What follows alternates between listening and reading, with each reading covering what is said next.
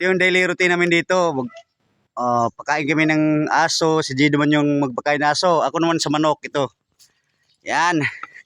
Punta naman kami doon sa aming munting manukan. O doon ka daan sa gilid, Jid. Paputik dito. Walang kain pag di mag-jogging. Jogging muna kayo. Yan, para iwas sa kolesterol. Yan.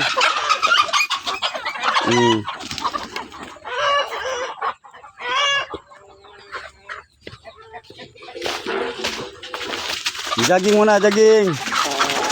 Jogging. Hindi pwedeng kakain na kayo, wala pang jogging. Okay, sige, jogging, labas, iba, labas. Sige, labas. Yan. Okay na yan, kain na tayo. Yan na, sige. Kumain na kayo dyan.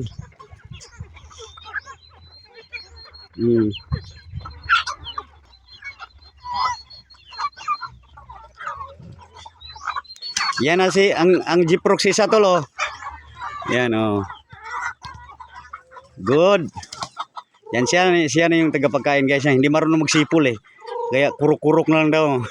Wala talaga 'tong Gyprox ko.